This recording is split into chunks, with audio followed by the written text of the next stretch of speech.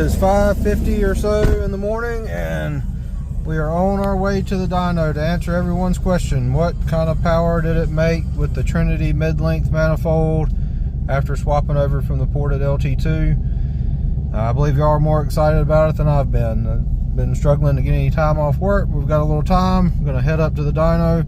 See y'all when we get there. Hey y'all, what's up? Welcome back to the channel. Out here in the barn with the Camaro again. As you saw in my intro, I made a trip to the dyno this morning. Left out at 5:50. It's about a 3-hour drive for me to get up there.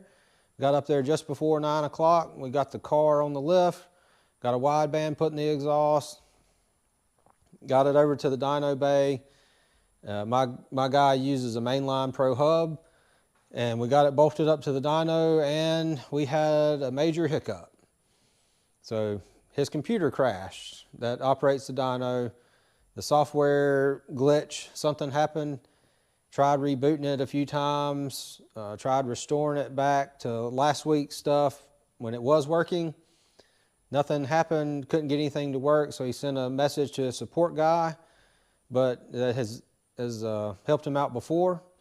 But his support guy's in Australia for mainline, so no luck there, because at 9, 10, 11 o'clock in the morning here, it's midnight, 1, 2 o'clock in the morning over there.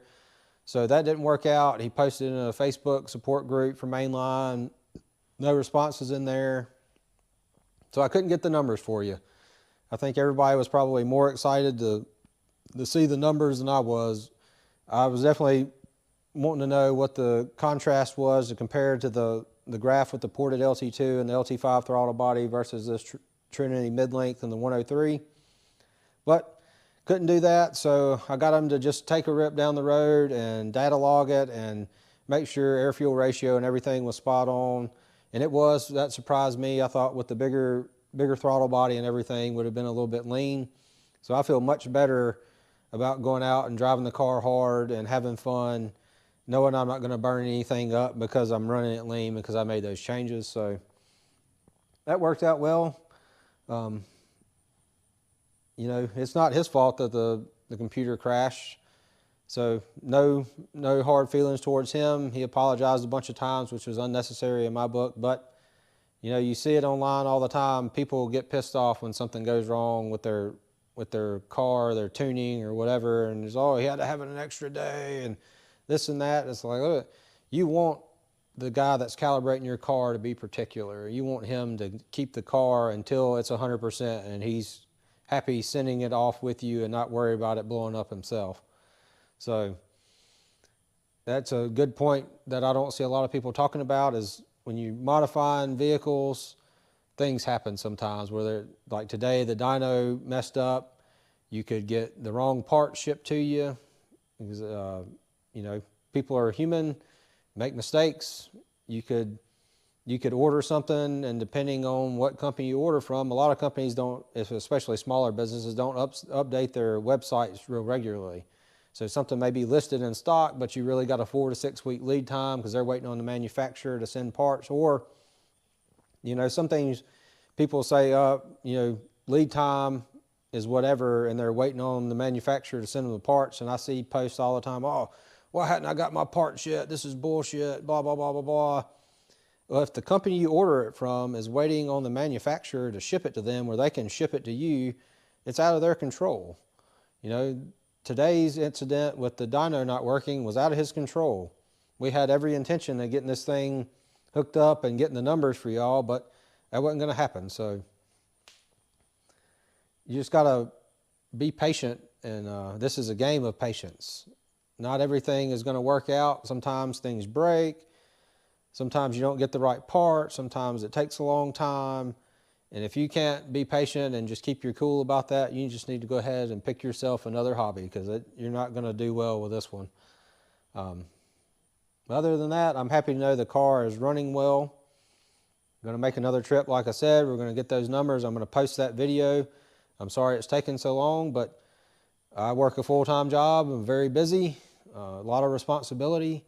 And sometimes it's just hard to take off work. There's never really a good time for me to take off. When I take off, I get just bogged down, lots of things happening. I end up on the phone or on my computer on my off time. You working, and I'm not getting paid for that. So I gotta pick and choose my opportunities when I can. But I want to ask y'all a favor. A lot of you ask me a lot of questions. I've gotten lots of questions on this here on YouTube, on Facebook, on Instagram. What's the power difference?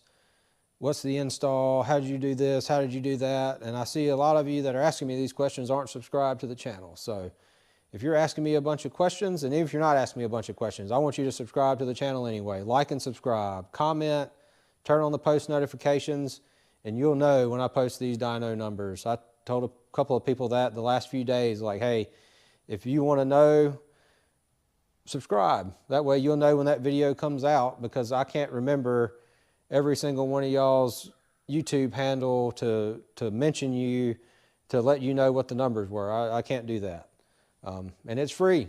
And if I'm taking the time out of my day to respond to all your questions, or to make a video to respond to your questions and show you how I've done something and to share what little bit of knowledge I have with you, I think you can take that half a second it takes to click that subscribe button and out of your day to help me out. I'm going for 1,000+ subscribers by the end of the year. Need about 35 people to subscribe to hit that goal. Want to go way past that. I've got almost 200 videos on the channel, from cars to guns, a little bit of motorcycle stuff. So if you like any of that, like and subscribe, hit the post notification, and let me know what you want to see next. If there's something I've done that you want to know about or how to do it, I'm more than happy to make a video. But I need you to hit that subscribe button where I can do this more often and do it more quickly, and just keep the ball rolling, because this, none of this stuff is free to me, and just like none of it would be free to you. But these videos are free, and if you can help me out, I'll make more videos. So I appreciate everybody watching. I appreciate all the interest in the car and this intake manifold and throttle body setup. And as soon as I get those numbers, I'm gonna post a video, and everybody will know, did we gain, did we lose, is this a good manifold for an NA car, or maybe it just needs a bigger cam, or whatever the case is. But I will let you know. I appreciate y'all watching. Hope y'all have a good day. Later.